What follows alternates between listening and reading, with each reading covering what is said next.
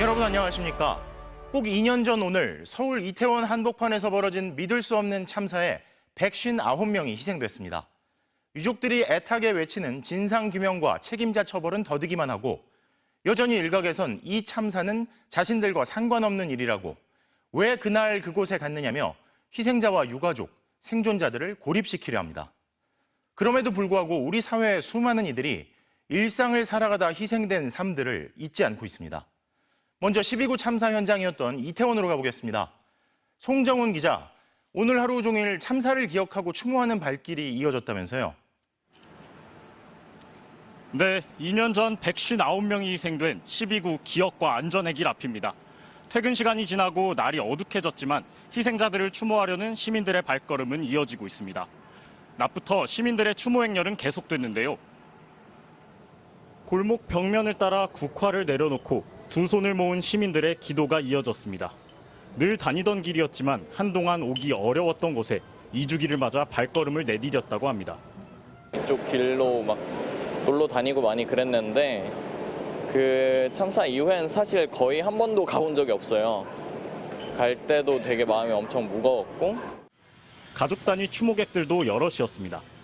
이태원 참사 2주기니까 꼭 가봐야 되지 않을까. 아이가 좀 같이 와서 추모를 하고 싶다고 해서 가슴이 너무 아파요. 그 부모님들은 일상을 어떻게 보내고 계실까. 수학여행으로 서울에 온 학생들은 따로 시간을 내 이태원을 찾았습니다. 저희처럼 서울에 놀러 왔다가 부득이하게 사고를 당해서 이 참사가 생긴 거잖아요. 그래서 저희 또래니까. 딸이 떠난 자리를 다시 찾은 아버지는 쉽사리 발걸음을 옮기지 못했습니다. 작년에도 왔다 갔어요. 그리고 내년에도 꼭 오겠어요.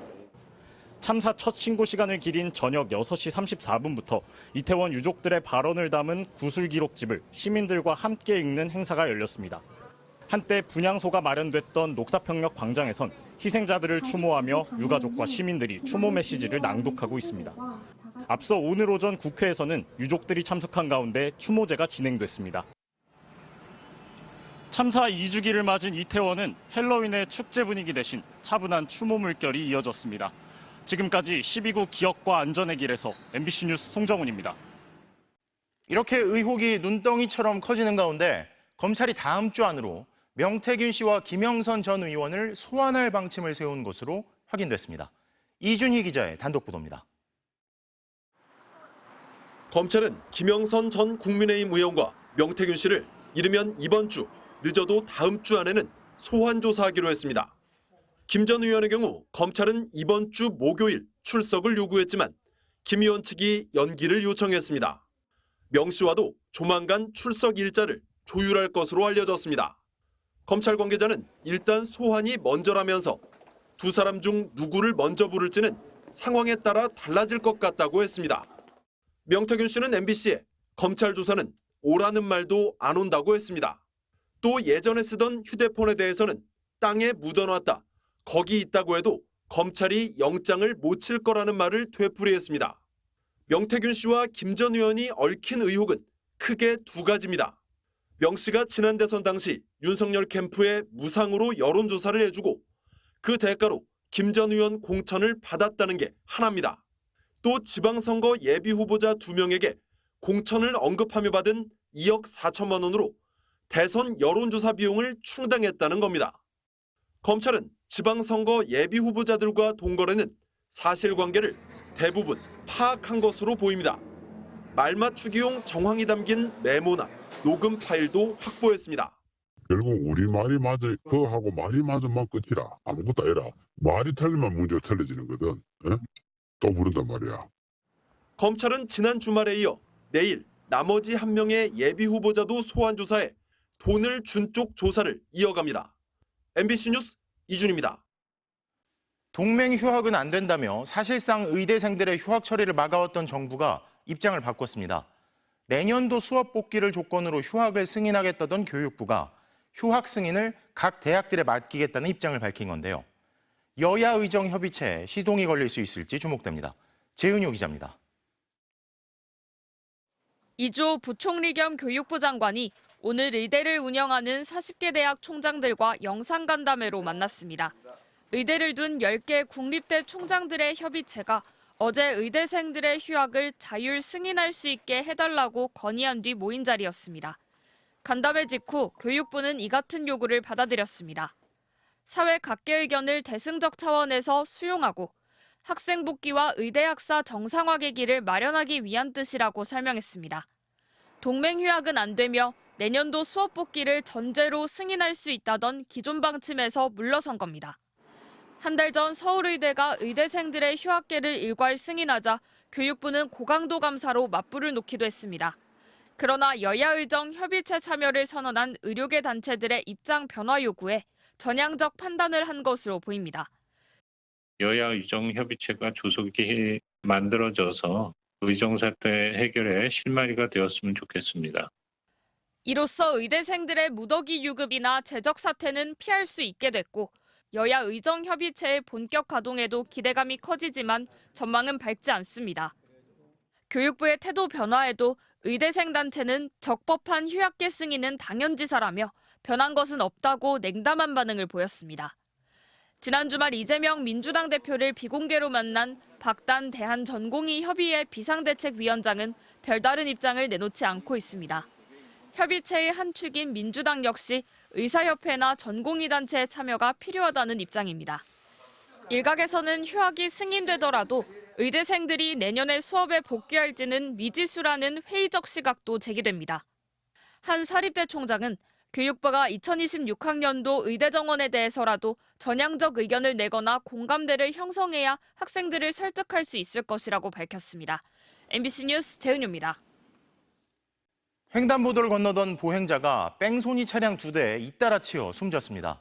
가해 운전자 중 한 명은 사람이 쓰러진 뒤 차를 세우더니 금세 그냥 지나갔는데 심지어 그 뒤엔 술을 사 마시며 음주운전을 감추려는 이른바 술타기 수법을 썼다는 의혹까지 제기됐습니다.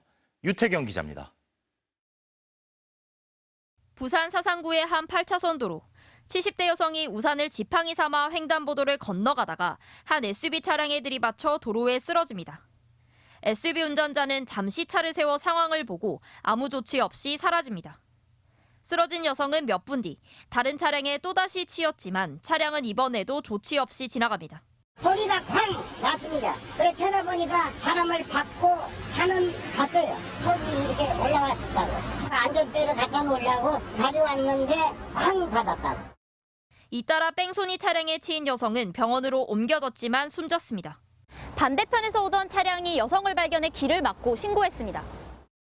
경찰은 CCTV 등을 토대로 뺑소니 운전자 2명을 추적해 붙잡았는데 모두 사람을 친 줄 몰랐다고 경찰에 진술했습니다. 그런데 경찰 조사 결과 1차 사고를 낸 남성 운전자가 사고 4시간 뒤인 오전 9시쯤 직장 근처 편의점에서 소주를 사 반병가량 마신 것으로 드러났습니다. 경찰은 이 남성이 음주운전 사고를 감추기 위해 이른바 술타기를 했을 가능성 또한 열어두고 수사를 진행 중입니다. 사전 음주 후 운전을 했는지 여부를 확인할 예정이고 피해자와 부검을 해서 1차 가해자와 2차 가해자 어떤 사고에 의해서 피해자가 사망했는지 여부를 종합적으로 검토해서 사법 처리할 예정입니다. 경찰은 사고 뒤 도주한 운전자 2명에 대해 특정범죄 가중처벌법상 도주치사상 혐의로 구속영장을 신청할 방침입니다. MBC 뉴스 유태경입니다. 러시아에 파병된 북한군이 우크라이나에 인접한 전선으로 속속 이동하고 있는 걸로 나타났습니다. 예상보다 빠른 속도로 전선에 투입되는 북한군 움직임을 관련국들이 주시하고 있습니다. 임현주 기자가 보도합니다.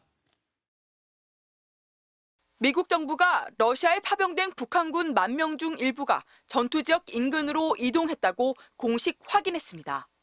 Around 10,000 total North Korean troops moved to eastern Russia. We have seen a portion of those 10,000 groups move west closer to Ukraine.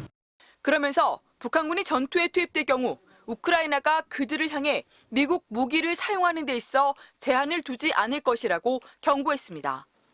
국정원도 국회 정보위원회 국정감사에서 러시아에 파견된 북한군 고위급 장성 일부가 전선으로 이동한 것으로 보인다고 보고했습니다. 그러면서 러시아가 북한군을 전장에 투입하기 위해 포격, 발사 등 100개가량의 군사 용어를 긴급하게 교육시키고 있다고 전했습니다. 또 북한이 러시아 파병으로 인한 사회적 동요를 막기 위해 차출부대 소속 병사에게 입단속을 시키고 파병 군인 가족에게는 훈련 간다고 거짓 설명한 정황도 포착됐다고 밝혔습니다. 단속 조치에도 파병 소식이 북한 내에서 퍼지면서 왜 남의 나라를 위해 희생하느냐, 그리고 강제 차출될까 걱정된다는 주민과 그리고 군인들의 동료도 감지되고 있다고 합니다.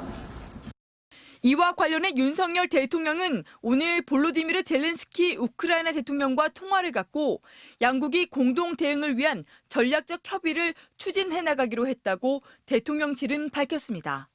우크라이나 측은 합의의 일환으로 양국이 조치를 조율하기 위해 대표단을 곧 교환할 것이라고 전했습니다. 한편 러시아를 공식 방문 중인 최선희 북한 외무상은 첫날인 오늘 블라디보스토크 일정을 마치고 내일 모스크바로 이동한다고 타스 통신 등이 보도했습니다.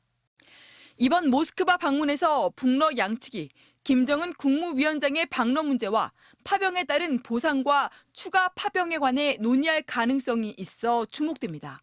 MBC 뉴스 임현주입니다.